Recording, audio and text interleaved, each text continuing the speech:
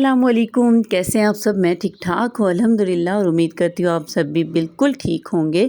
तो जी वेलकम करती हूँ आपको गुड़ियाज़ व्लॉग में। तो नाश्ता बन रहा था मेरे बच्चों का, और आपके भी बच्चे हैं अल्हम्दुलिल्लाह से, तो आपको भी पता होगा कि जब एक बराबर बच्चे हों, एक ही एज के, माशाल्लाह बड़ा बेटा मेरा 10 इयर्स का है, छोटा 8 इयर्स का, उससे छोटा 6 इयर्स का है। तो जब मैं उनके लिए नाश्ता बनाती हूँ या कोई मज़ेदार सी कोई चीज़ बनाती हूँ, तो वो कहते हैं मामा उसका पराठा अच्छा था, मेरा आज सुबह ये हुआ कि वो कहता है मेरा पराठा अच्छी शेप नहीं है, यानी चौकोर पराठा नहीं है, उसका पराठा ज़्यादा चौकोर है। तो ये देखें, आटा ही आजकल गर्मी इतनी है, आटे को थोड़ी देर फ्रिज से निकालते हैं तो वो बेचारा खुद ही शेप बना लेता है किस तरफ वो जा रहा है। तो बहरहाल बहुत मुश्किल से वो पीछे से मुझे बताई जा रहे थे, और मैं उनको कह रही थी कि चुप करके खा लो बेटा, जैसी भी आपने फरमाइश की है तो वो ऐसा मैं बना के दे रही हूँ, लेकिन आटा ही मेरा साथ नहीं दे रहा था। बहरहाल उनको मैंने आज ये वाले ना पराठे बना के दिए थे, इनके अंदर घी भर के, और चकोर शेप में इनको पराठे बना के दिए थे। तो माशाल्लाह शौक़ से इन्होंने अच्छा नाश्ता कर लिया था। नाश्ते के बाद मैंने उनका लंच बॉक्स रेडी किए तीनों के। तो डिफरेंट लंच बॉक्स रेडी करती हूँ, लेकिन मेरी कोशिश होती है मंडे को अच्छे अच्छे लंच बॉक्स हों। आजकल कलर कपड़ों में जाते हैं, तो अच्छे कलर खूबसूरत ड्रेस पहन के जाएँ। मंडे को बंदा फ्रेश लगना चाहिए कि 2 छुट्टियों के बाद बच्चे आएँ तो ज़रा मेंटली भी फ्रेश हों और वैसे भी फिज़िकली देखने में भी फ्रेश हों। तो उनके लिए ये वाला मैंने आज फ्रूट वाला लंच दिया था। कभी अंडा पराठा, कभी ब्रेड सैंडविच, कभी वो बर्गर भी बना देती हूँ। तो डिफरेंट लंच बॉक्स चलते रहते हैं। इंशाल्लाह आपके साथ वो भी शेयर करूँगी, ताकि बाकी लोगों को भी आसानी हो जाती है अपने बच्चों को लंच बॉक्स बना के देने में। अब मैं आप लोगों के साथ संडे का व्लॉग शेयर करूँगी कि हमने क्या किया संडे के दिन। संडे को हमने बहुत सारे काम होते हैं पेंडिंग, जो कि हस्बैंड की छुट्टी होती है तो जो मैं नहीं कर सकती उनकी हेल्प के साथ मैं करती हूँ। तो ये वाली अलमारी, जो बर्तनों वाली अलमारी भी कहते हैं, शोकेस भी कहते हैं, इसको साफ़ करना था, क्योंकि मुझे बहुत उलझन आ रही थी कि इसके अंदर डस्ट बहुत है। तो आपको मेरी वॉइस ओवर के साथ-साथ मेरे जो पिंजरे में तोते हैं उनकी चहचहाहट आ रही होगी। वो बाहर रखे हुए हैं, लेकिन उनके पूरे घर में शोर की आवाज़ होती है, रौनक लगाई रखते हैं। तो जी इस साथ-साथ हम निकाल रहे थे अपने बर्तन। 2 चारपाइयाँ हम यहाँ लाउंज में लेके आए, जिसकी वजह से कि ताकि हमारे बर्तन टूटे ना। अगर नीचे भी रखते ज़मीन पे फिर भी डर था, कहाँ रखते समझ नहीं आती। फिर हमने 2 चारपाइयाँ लेके आए, उनको बिछाया और उन पे सारे बर्तन निकाले। इनके ऊपर बहुत डस्ट थी। इस शीशे के वो शेल्फ़ बनी हुई हैं इसमें, तो इस पे ज़्यादा ही प्रोमिनेंट हो रही थी डस्ट, जो कि एक अकेली ख़ातून से मुश्किल था कि कोई हेल्पर हो के जो बर्तनों को पकड़-पकड़ के भी रखे ना। तो इसलिए हर तरफ बर्तन ही बर्तन, डब्बे, पूरा लाउंज भरा हुआ था। बच्चों को मैंने उनकी फ़ेवरेट मूवी लगा के ना, एनिमल्स मूवी देखते हैं वो, उनको बिठा दिया था रूम में।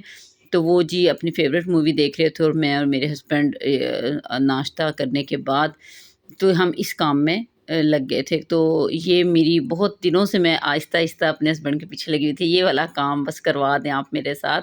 तो बहुत शुक्रिया उनका। तो ये आपको प्लेट्स में दिखा रही हूँ। बड़ा मज़ा आता है किसी के बर्तन देखने का, तो आप गौर से देखें कि ये मेरे अल्लाह ताला मेरे अब्बू जान को जन्नत में जगह दें। आमीन बोल दीजिएगा सब लोग, आमीन। तो जी ये उनके हाथ की प्लेट्स हैं।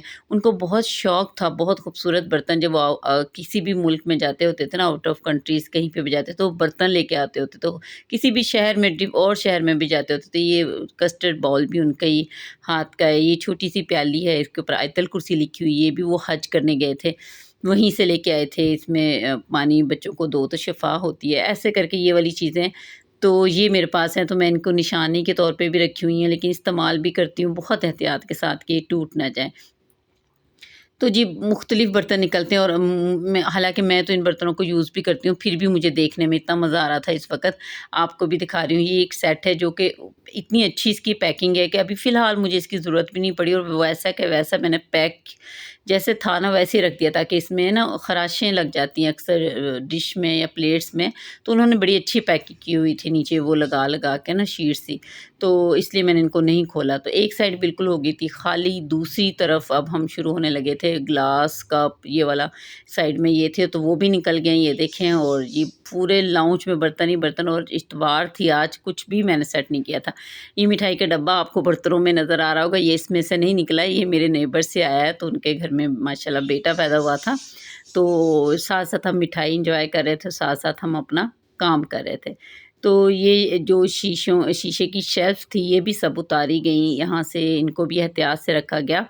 तो ये एक टिप देती हूँ आप लोगों को कि जो लोग डीप क्लीनिंग की तरफ चलते हैं, तो अपने अलमारियों के फ्रिज के ऊपर से या तो जी, अगर आपके पास वैक्यूम क्लीनर है तो उसकी मदद से अगर आप साफ़ करेंगे ना तो बहुत एहतियात से सफाई हो जाएगी, मिट्टी भी नहीं उड़ेगी, डस्ट भी नहीं उड़ेगी, जो छोटे-मोटे जाले होते हैं वो भी नहीं उड़ेंगे।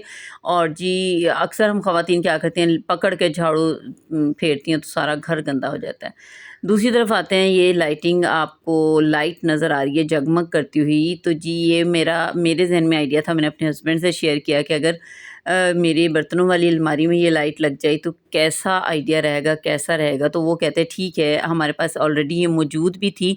तो जी मेहरबानी मेरे हस्बैंड की अल्हम्दुलिल्लाह कि उन्होंने ख़ुद ही मुझे ये सेट कर दी पूरी मेरी अलमारी में, और मैं आगे जाके आपको दिखाती हूँ कि ये कितनी खूबसूरत लग रही थी। जिनके शोकेस की अलमारियाँ बर्तन वाली अलमारी की शेल्फ़ अगर शीशे की है ना, तो वो ये वाला आइडिया ज़रूर आज़मा के देखें, बहुत खूबसूरत लगेंगी। बल्कि आगे जाके मेरी अलमारी को देखिएगा कितनी खूबसूरत लग रही है, ये देखें।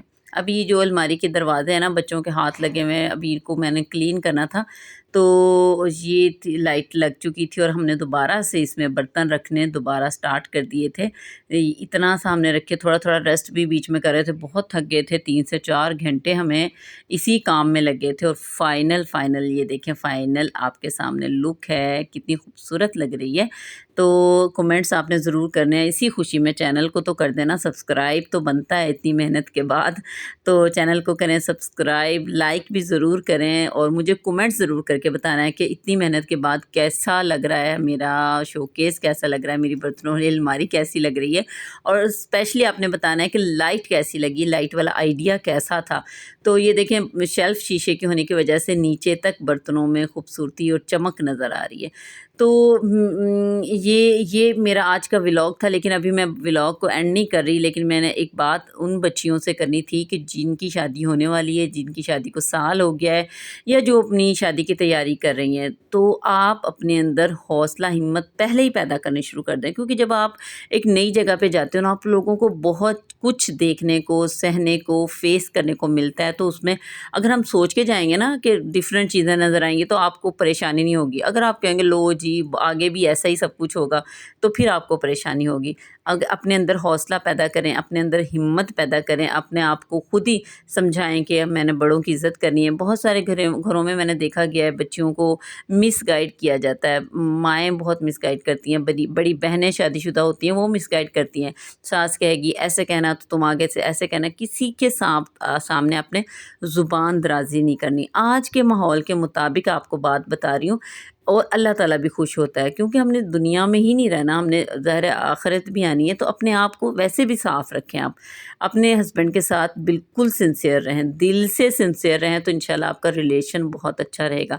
अक्सर लड़कियाँ अपने हस्बैंड के साथ बातें छुपाती हैं, और इधर-उधर कभी कोई अपने हस्बैंड की बात किसी से ना करें। वो जैसे भी हैं बहुत अच्छे इंसान हैं आपके लिए, और अच्छा रिलेशन पैदा करें आपस में। और जी घर में जो भी फैमिली है उनके साथ दोस्ती वाला रिश्ता रखें। अगर आपकी मदर इन लॉ थोड़ी-सी तबीयत की सख्त हैं या कुछ भी हैं, आहिस्ता-आहिस्ता वो नर्म हो जाएँगे आपका लहज़ा देखते हुए। तो ये छोटी-छोटी बातें होती हैं जिन पे हमें अमल करना होता है।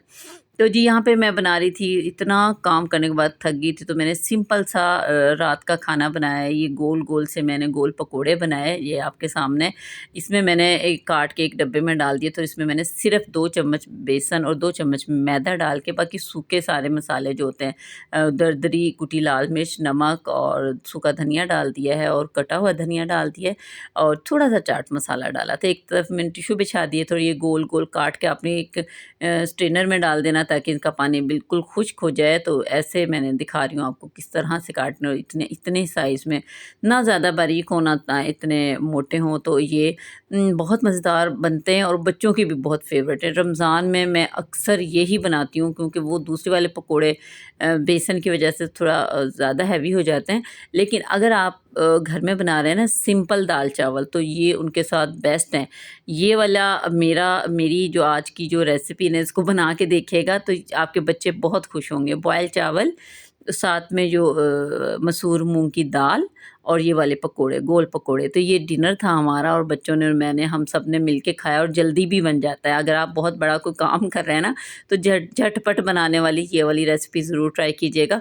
तो जी, ये था मेरा आज का छोटा-सा व्लॉग। ज़रूर उम्मीद है आप लोगों को ज़रूर पसंद आया होगा, और काइंडली जो लोग देख रहे हैं चैनल को कर दें सब्सक्राइब, और अल्लाह हाफ़िज़।